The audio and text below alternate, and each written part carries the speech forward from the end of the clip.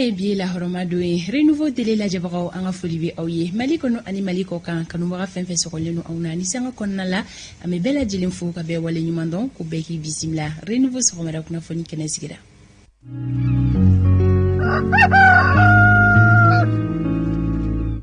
Auniche awadane ala renouveau télé sugantili la sogomara fe foli ko blagata di aw bela jilima maliko no ani maliko kan moko sogolenu awna ni sanga konna la amana sigini kenenka dongodo ame foloka mamunu fo oye solika wuli ke bagaw ye sabula ale manogon chubashila aw munu meno ni sanga konna la ko aw ye aw barake oro la soroka ba ni aw sogoleno ana ame aw fo aw munu me aw la je sogonna la dongodo ame foli bilibili bataka di aw fenema lame baga jamakulu antenyina aw fene ko radiori no kanu baga bela jelen fo ko beki bisimla bi juma me kalo kile muga ani kile oro nouveau matin ale keneka juma do aw fe amana sigini jemuga keneka amidu donke anga mali ye folo kasika fofe mi basigi balia mi mali konna la amedu donke ala kasika onoya kamali den bela jelen ben kankelema kasika mali don dusukun sabati nyogon koro ala ka hereke ambela jelen kan kishika bobana jugu olu mantoroma kanumaro inafo ani leduta awi ka foni jemuka kene besiki awi doko kono shin duru kadam ne tene fo katabla jumala nege kanye wolumvla o mana temeni sanga tan ani duriye katabla nege kanye konontona amena ako kuna foni o kun folo lasi awma ako kuna siri o be bampeu ako kile journée konna la akila jigna steki meke jemuka kan 0h wakati ni obe nege kanye fuko fo ola onwa dibila barake bawo ambu bela jelen fuko wala nyumando sabula uye la bembela jelen sigi sinkan wala sa ako sika janyuma ani kuma kan nyuma soroka auto fo au jabalala kuma sokono yanno awma flabe yan isa kabasidi be kuma sola soro Amadou El Konari ne baroke nyokono honorable ne ala ka ngajuma uchaya amina ya rabbi ka hamina ko bela jeli no ya ala ka mbenkele ma amin be donga kade note una fo ngoma kle ani kla de sijo ngono oga duwa udo jogo nyana ama flabe ya soni bandao fitini ale ban soro halni ya soro mauchi ale do jamana kono mauchi ale no jamana kono ola so ko medai na jemu kan kuna funu be na bolmunu kan bakuru ba olu fleni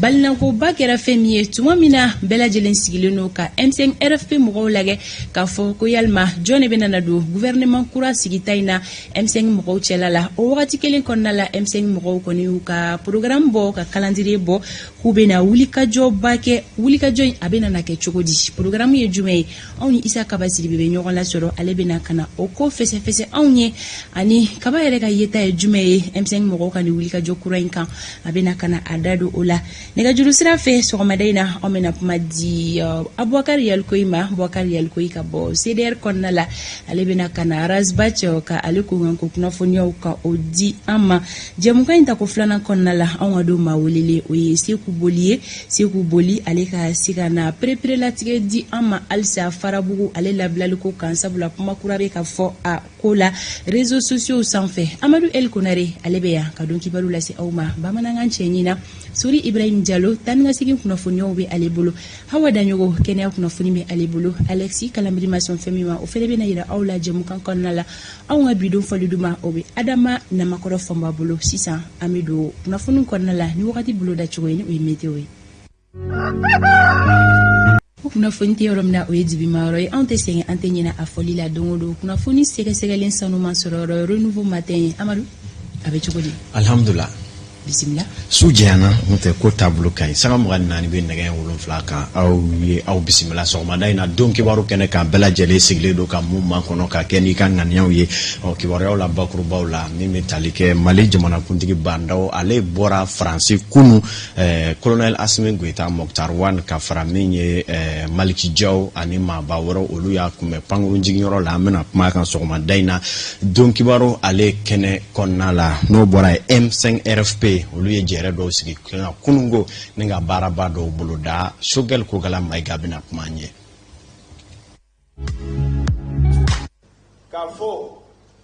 ko M5 ko juin kalot le nani jumado ni tabarakala amina sugelu ga dandi lame bi donki baru konna la bakari togola ale ye kumata jamala shin gale bebora mun kalama kaba bora minye kasola o amina bakari togola fana ga dandi lame bi soma dayna donki baru konna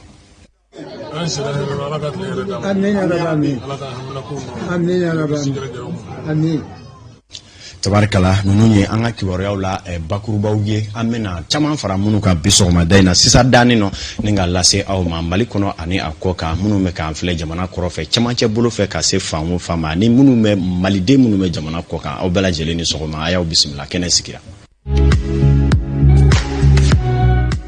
aw ni ce aw salamu alaikum bi ye juma ye bi ye lahɔrɔma don ye min ye alisilamɛ diinɛ kɔnɔ kama bato fɛn fɛn bɛ kɛ bi an bɛ dugawu kɛ ala k'a bɛɛ lajɛlen kɛ bato ɲuman ye alisilamɛya la fɛn min bɛ yen n'o nafa ka bon fɛn bɛɛ lajɛlen la diinɛ bato cogo ɲuman na o dɔ ye hadamaden ŋaniya ye ma an ka fɛɛrɛ kɛ ala ka se ka ŋaniya ɲuman di an bɛɛ ma maa minnu y'an jɛɲɔgɔn an sigiɲɔgɔn an baara ɲɔgɔn an ka ŋaniya ɲuman ta k'olu sɛgɛrɛ o la ala ka bato minnu bɛ kɛ o bɛ kɛ sababu ye ni k'o tɔ dafa kosɛbɛ wa a bɛ kɛ sababu ye fɛn caman b'an yɛrɛw kanna na minnu bɛ nɔgɔya adamaden ka fɛn bɛɛ lajɛlen ŋaniya ye a y'aw bisimila bi sɔgɔmada in na don kibaru kɛnɛ kanna na an tɛ min ko ji cɛya min ye jamanikuntigi Bandaw ale tun taara taamana Faransikaw fɛ hakilina jiginna farafinna jamana damadɔ kun bisimilalen don Faransikaw ka masakɛ ale kɔni kɛrɛfɛla na mun bɛ tali kɛ hakili jagabɔla ka ɲɛsin farafina yɛrɛ sɔrɔ ko ana musaka ko ni kuraw bɛ se ka fiyɛ o la cogoya min na o kɔni baaraw sigira sen kan tile damadɔ kɔnɔ hakili falenw kɔni kɛra Mali jamanakuntigi tun bɛ min kɛnɛ kan na baaraw kuncɛra bonya ni karama na min ye k'a dɔn jamanakuntigi Bandaw kunu wulayanfan masurunya la a kɔni bisimilara kokura Bamakɔ pankurujigin kɛnɛ kan na min na laadala jamanakuntigi ɲɛma danga min ɲɛsinnen don lakanako ma n'o ye Colonel Asimi Goita ka taa se minisiri ɲɛma Moktar Wan ani wasablo nɔnɔbila jama min bɛ n'o ye CNT olu ka danga Colonel Maliki Jaw ka fara ma caman wɛrɛ kan olu taara aéroport la walasa ka jamanakuntigi Bandaw bisimila bonya ani karama kɔnɔ laada minnu bɛ latle a nali la o baaraw sabatira k'a dɔn fɔ ka na lase jamana faaba ale kɔnɔna la min ye taali kun tun ye fɛn min ye n'olu bɛ tali kɛ ni kura fiyɛli la farafinna ka nafoloko ni musaka ko ɲɛw la hakilila Bandaw seginna ni hakilina ɲuman ye o ko olu kun ka kɔrɔfɔw la an na to o hukumu kelen kɔnɔ hali bi ŋunuŋunu k'a durula kosɛbɛ kunu min bɛ tali kɛ jamana kisa kan sanfɛla na bɛɛ lajɛlen y'i ta fɔ dɔw yɛrɛ ye ŋaniya caman ta minnu bɛ tali kɛ fɛn wɛrɛw la an bɛ don min na i ko bi kibaruya min bɛ anw bolo o ye k'a fɔ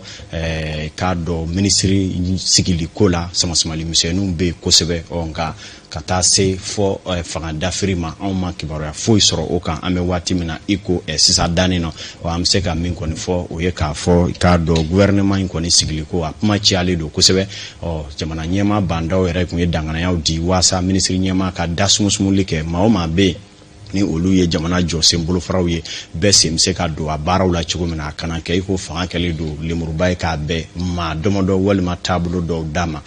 kama min ye Moktar Wan ye tile damadɔ kɛ ka se ka force vive de la nation n'o ye politiki jɛkulu maaw ani an ka laadatigiw maa minnu bɛ yen ni jamana jɔli ka gɛlɛn olu kɔ k'u bɛɛ lajɛlen kuma ɲɔgɔnya ni k'a ɲini u fɛ u k'u sen don jamana jɔli la hali ni bɛɛ ma se ka don gouvernement la hakilinaw kɔni sɛbɛkɔrɔ kɛra nka hali bi n'a ka bi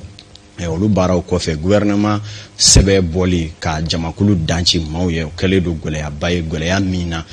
min ye ɲɔgɔn samali bɛ a kow kanna na a ko ma tigɛ da mun na kibaruya bɛ ɲini renouveau ɲɛmaaya so fɛ ni k'a di aw ma ladiriya ale kɔnɔna la n'an bɔra yen nɔ kibaruya sentɛliw na hali bi jamana kɔrɔ yan fan fɛ wale dɔw kɛra ye kunun su fɛ min bɛ tali kɛ filaw ka jɛkulu dɔ maa ɲɛma o kɔni bonɛna a ni la maa marifatigi fila fɛ minnu yɛrɛ kisaba ma se ka dɔn an bɛ waati min na i b'a fɔ ko sisan kɛrɛnkɛrɛnnenya dugu min bɛ yen n'a bɛ f'o ma ko Ntili tɔ ne ale bɛ Tesite ale kɔnɔna la maa min bɛ yen ni o ye filaw ka ni maa ɲɛma ye a yira k'a fɔ maa marifatigi fila olu fana nana don a kan a ka denbaya la minnu na u mɛnna hakili falen ni kuma samalilaw ni ɲɔgɔn cɛ kɔfɛ maa ninnu ye marifaya kelen k'a kunkolo la min kɔni kɛra a sata ye a furumuso ye tamasɛki ye kibaruya mun bɛ anw bolo min kɔni na filaw tun bɛ ka min fɔ o ma se ka faamuya cogo foyi sɔrɔ o la k'a sabu k'ale tɛ fila kan mɛ nka kibaruya wɛrɛ minnu sɔrɔla o ye k'a fɔ nin cɛ min kɔni tun ye filaw ka lasigiden ye min yɛrɛ tun bɛ dɛmɛ min bɛ di maa minnu bɔra u jabalaw la filaw to a la ko dɛmɛ bɛɛ lajɛlen tun bɛ salo ale fɛ ye wa a bɛ maaw wele u bɛ t'olu tila maa caman kɔni ko hali ni dalu jɔnjɔn t'u bolo nka nin ye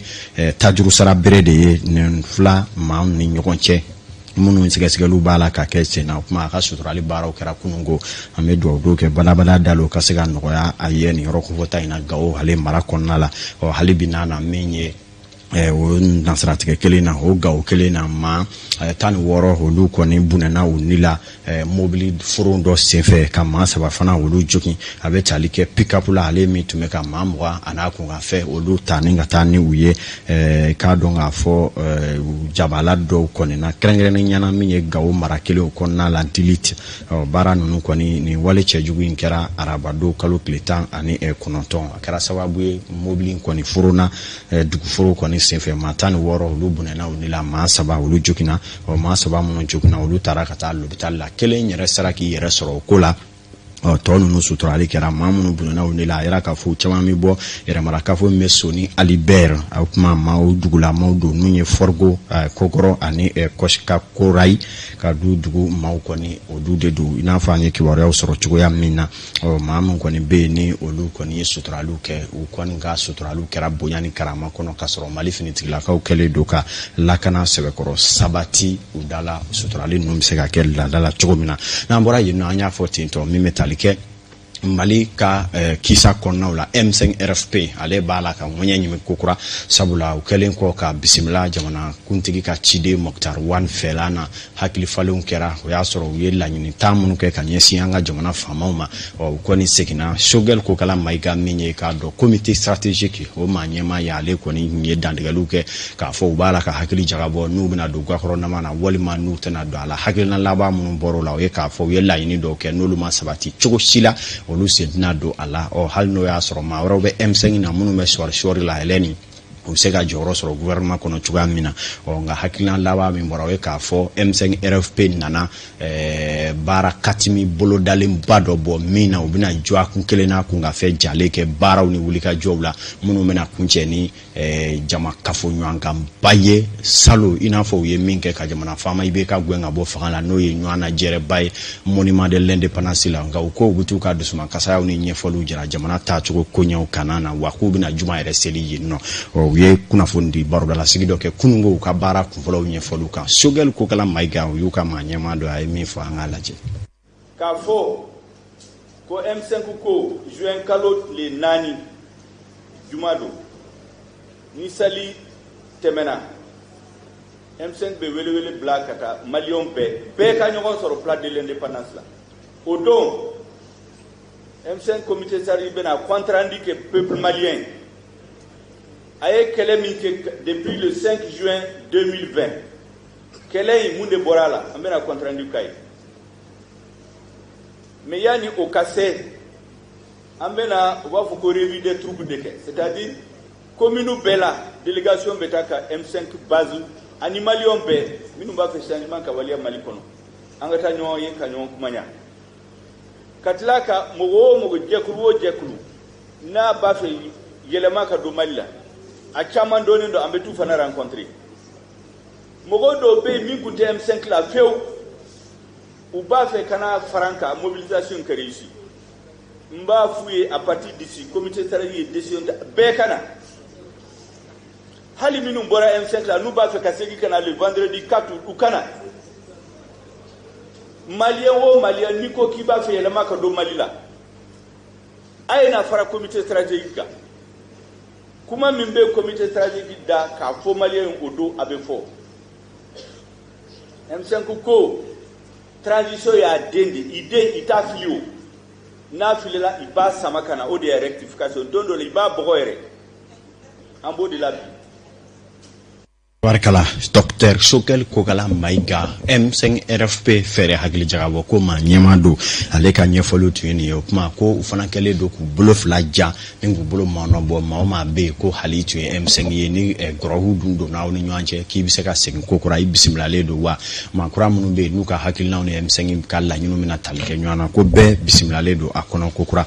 an y'a fɔ ten tɔ kibaruyaw kɔnɔna la hali bi M5 ka gun an bɛ to a kɔnɔ u ka sɔrɔna don pa lapasa jɛkulu surtout maa minnu fana bɛ yen n'o ye avocat ye olu fana ye barodalasigi dɔ kɛ kununko barodalasigi min na o tun b'a fɛ ka maliden ani diɲɛ yɛrɛ fan wɛrɛ bɛɛ lajɛlen ladɔnniya k'a fɔ ko kabini janvier kalo tile 27 sa 2021 na ko ka kɛ ni CNT maaw ka sigili ye ko olu ye damakasi sɛbɛn dɔ don n'o ye CNT maaw ka gɛn ka bɔ yen k'a ci po i n'a fɔ wasabulon dɔ in yɛrɛ cira cogo min na ko olu ka jate la ko ni maa ninnu ma sigi sariya kɔnɔ wa u tɛ maliden yɛrɛ mun fa jamana yɛrɛ ka nɔnɔbila baara ko dɔw olu la u ka maa dɔw ye ɲɛfɔliw kɛ Lamisa Sanogo ka kuma galama la an ka bolaminga an y'a yira maliyɛnw na ko baara bɛ sen na a mɛnna depuis le 27 janvier 2001 dossier bilala Cour suprême na k'a yira ko transition président ye décret mun ta pour que CNT mɔgɔ désigner ko u choisir cogo ma ɲɛ parce que yani o waati ka se transition président yɛrɛ tun ye décret damadamanin ta mun b'a yira ko CNT membre u kan ka nommer cogoya mun na n'i y'o décret ta décret saba don charte de la transition a b'o kɔnɔ décret 142 ani décret 143 olu saba bɛɛ b'a fɔ ko i tɛ se ka kɛ CNT membre ye k'a sɔrɔ e yɛrɛ bɛ kulu mun kɔnɔ o m'i tɔgɔ di n'i ka kulu fana y'i tɔgɔ di i kan ka dossier de fara ɲɔgɔn kan ka t'o déposer CNT la dossier mun b'a yira fɔlɔ ko e ye maliyɛn ye mun b'a yira ko e bɛ se nin baara nin na dossier mun b'a yira tuguni ko i ma deli ka kaso kɛ i ma deli ka condamné an dun y'a dɔn ko o si de ma kɛ an dun bɛ sariya jamana la sariya b'a fɔ ko ni décret taara décret mun ni décret dɔw bɛ yen minnu talen kɔrɔ don k'u tɛ ɲɔgɔn ta ko o kɔrɔ ye k'o décret man ɲi donc o la M5 RFA mɔgɔ sera ma k'an ka dossier ladon Cour suprême na donc depuis le 27 janvier dossier ladonna Cour suprême na sɛbɛnniw kɛra ka ban anw yɛrɛ ye sɛbɛnni kɛ gouvernement ye sɛbɛnni kɛ donc a tɔ tora sisan Cour suprême k'an wele pour ka kiiri kɛ bɛɛ k'i ta ni bila dɔn an dun dalen b'a la a kɛra cogo cogo an dalen b'an ka jugew la ni Mali ye sariya jamana ye halisa a ka ca Ala fɛ décret nin a tɛ annuler dɔrɔn cour bɛ sɔn k'a fɔ ko décret nin a bɛ kɛ comme a ma deli ka kɛ Mali la tellement a tacogo ma ɲɛ. M5 RFP ale ka soronandoba avocat ka dandigɛ kun ye nin ye CNT u ka damakasi sɛbɛn o ko ɲɛw kan na renouveau don kibaru kɔnɔna la n'an bɔra yan an bɛ taa Kati teliya la min ye i ka dɔn RAVEC n'o ye maaw cua sɛbɛnni ko kuraw k'u ka bugunatigɛ kow ɲɛnabɔ subahana mansin ko la yen préfet n'o ye Aruna Jara ale tun ye bɛɛ lajɛlen ladɔnniya kunna sini k'a fɔ o baaraw bɛna daminɛ Kati ale yɛrɛmarakafow bɛɛ lajɛlen kɔnɔna la o kuma i n'a fɔ a fɔra cogo min na baaraw kun donna min ye ka dɔ dɛmɛba jɛkulu tubabulakaw caman b'a la ka Mali dɛmɛ kosɛbɛ o kama Nigerilandɛw ni jɛkulu wɛrɛw ka jamana maa minnu bɛ olu ka lasigidenw u y'a kanu kunungo ka se ka fara Kati préfet kan ka yaala kɛ ka taa bureau ninnu lajɛ RAVEC baara a bɛ ka daminɛ cogo di a taacogo ka ɲi wa hakilinaba jumɛn yɛrɛ bɛ RAVEC ko in na ani welekan jumɛn bɛ Kati mara maa ɲɛmaa bolo Aruna Jara ale y'o ɲɛfɔli dɔw kɛ an ye minnu kumakanw fara ɲɔgɔn kan an k'a lajɛ. An ye baara daminɛ an ka impression ye mun ye an y'a ye k'a fɔ non seulement minnu bilala baara la u cɛsirilen don mɔgɔw fana bɛ k'a faamuya u bɛ ka bɔ kosɛbɛ kosɛbɛ parce que depuis an y'a daminɛ an ye disposition ta an ye fɛɛrɛw siri pour que mɔgɔw ka se ka informer kosɛbɛ kosɛbɛ aw yɛrɛ y'an dɛmɛ o information na aw ka chaîne fila y'an dɛmɛ o information na kosɛbɛ donc mɔgɔw bɛ ka bɔ dɔɔni dɔɔni mais halisa an bɛ fɛ a ka dɔ fara a kan pour que mɔgɔw ka bɔ kosɛbɛ kosɛbɛ. O kɔnɔna na an fana bɛna stratégie sigi pour que mɔgɔw ka se ka sen don baara in na kosɛbɛ kosɛbɛ n'o ye ka se ekɔlisow la denmisɛnninw bɛ yɔrɔ min na san 18 bɛ yɔrɔ min na pour ka se ka baara ka équipe ka se ka se baara ka kɛ ka ɲɛ kosɛbɛ kosɛbɛ donc an b'o laɲini kɛ bɛɛ lajɛlen fɛ déjà an ye lycéw ni fɛn proposition sɔrɔ an bɛna équipe bila u tourner pour que ekɔliden minnu bɛ yen minnu si sera san 18 na u ka se ka u ka photo ta dugu fana kɔnɔ an ka commune rurale la fana an ye plan de progression kɛ c'est-à-dire équipe bɛ bɔ dugu la ka taa dugu la cogo min na an y'o fana fɛɛrɛ sigi donc c'est pour vous dire que n'Ala sɔnna don nata in na mɔgɔw b'u sen don a la kosɛbɛ kosɛbɛ baara bɛ ɲɛ an bɛ d'ailleurs an bɛ folikan di population ma fɔlɔ ka bɔ kosɛbɛ ni mɔgɔw ma bɔ partenaires ka wari a bɛ kɛ fu ye an b'a fɔ ka bɔ kosɛbɛ u sen don nin baara in na pour que a ka se ka ɲɛ déjà yanni ninnu yɛrɛ ka na maire caman kun ye laɲini kɛ équipe sigilen don cercle la u ka taa munumunu fɛ yen mais ala y'a kɛ nin nana d'an ma ne nana d'an ma an b'a ɲini u fɛ halisa maires ni u ka conseils ani dugutigi conseils k'u sen don ka mɔgɔw sensibiliser pour que ka bɔ kosɛbɛ pour que partenaire ye fɛn mun kɛ u kana nimisa la donc o la an bɛ partenaire Danemark ambassade mɔgɔw fo kosɛbɛ u ka ni dɛmɛ in na a bɛna to an bɛ taa baara minnu na n'o ye élection ni fɛn wɛrɛ ye a baaraw bɛ ɲɛ kosɛbɛ donc a yɛrɛ directeur CTDEC directeur ka kuma mɛn ko mɔgɔw kun bɛ gabakurun de da sira kan pour que ka se ka si CTDEC da la pour que ka enrôlement kɛ na ala y'a kɛ o sera an ma fu n'a tilala mɔgɔ man k'o kɛ bolokɔfɛ fɛn ala Aruna Jara katika ka préfet do aravegi ka ke kosɛbɛ maaw ka bɔ caya ka taa kosɛbɛ o kɔfɛ fana min ye Danemarkaw olu kɔni ka lamasadi n'o ye ambassadeur min b'u cɔ ala ya olu ale de tun taara kɛnɛ in lajɛ baaraw taabolo bɛ cogo min na a y'a ka nisɔndiyaw jira kosɛbɛ an ka maa caman na nka olu kumakanw bɛ nansarakan na ala belebelew kɔni ye ale bɛ a ye wele bila malidenw ma i n'a fɔ préfet y'a fɔ cogo min na maaw ka bɔ ka taa aravegi kɛ walasa ka bɔ kibaruya kɔnɔ an tun y'a fɔ Bakari la ale kɔni tun y'a peka maa ɲɛma ye lajarabi binna kan ka sabu kɛ kiiri tigilamaw kɔni ye juru bila a kaarɔ ka sabu kɛ ko nafoloba dɔ ɲɛma tununa miliyari 10 n'a kun ka fɛ i k'a dɔn o de kɛra sababu ye ni ka Bakari Togo la ale yɛrɛ kɔni don kaso la min kɛra waati jan ko caman kɛra an bɛ waati min ko sisan jɔnya juru kɔni tigɛra ka bɔ a kan na fɔlɔ min kɛra sababu ye a taara ka dugu la Bakari Togo la bɔli ni sisan cɛ ka se ka kuma ta jama cɛla ka hakilinaw di a y'o baara dɔw sabati kunungo minnu kɛra senfɛ a ye jama fo k'u wale ɲuman dɔ kɛrɛnkɛrɛnnenya a faso maaw Buguni mara olu ye a kɔkɔrɔ donni min kɛ waati gɛlɛ ninnu kɔnɔna la kosɛbɛ ka tila ka wele bila sɛnɛkɛlaw ma kosɛbɛ k'u ka wulikajɔw kɛ ɲina sɛnɛ ka se ka sabati a ye min fɔ an ɲɛna an ka jɛ k'a lajɛ. Gɛlɛya sɔrɔ somɔgɔw ta juguyara i ta ye hali ni fɛn t'i bolo kana f'u ma k'a ni ce wajibiya de ani ce karamɔgɔ sira ani ce soma sira ani ce terese sira ani ce dɔnni kɛra fɛn o fɛn y'i seko kɛ k'an dɛmɛ denmisɛnnin farala mɔgɔkɔrɔba kan mɔgɔ mɔgɔ ye hakili ta dubabu fɛn o fɛn taara a bɛɛ sera ne ma e yɛrɛ min y'a dɔn e m'a ye a sera ne min ma ne b'a dɔn parce que n'i bɛ gɛlɛya kɔnɔ don o don ni jo bɛ fara kan kɔrɔ ko mɔgɔ si tɛ dugawu la mais n'i bɛ gɛlɛya kɔnɔ ni mɔgɔw bɛ dugawu la ye don o don juru bɛ yiwa donc a ye dugawu fɛn o fɛn kɛ bɛɛ sera ne ma foyi tɛ n bolo aw fo a waleɲuman dɔn k'a fɔ ani balimaya a ye juru dɔ la adamadenya ye juru de ye o adamadenya ye juru de ye e fana nin y'a kɛ ala ye ne jarabi ka ne fana k'aw dɔn mais ala ka jarabi kɔnɔ i y'a dɔn somɔgɔw bɛ fɛ kɔrɔ n kan ka cɛsiri kura ye ka dɔ fara n kun bɛ min kɛra parce que ni gɛlɛya sɔrɔ k'i jɔ ɲumankɛ la ni somɔgɔw kɛra i fɛ i bɔlen i kan ka jɔ fara ɲumankɛ o man k'i kɛ jɔ wala jamana ala ka basi a kalifalen bɛ minnu na bi ala k'a ɲɛ u bolo a kalifalen bɛ minnu na bi ala k'a ɲɛ u bolo sariyaso mɔgɔw ala k'u ka baara nɔgɔya kiiriso mɔgɔw ala k'u ka baara nɔgɔya parce que jamana tɛ taa ni si kɔ tɛ taa ni si kɔ ni si t'a kɔnɔ a tɛ ɲɛ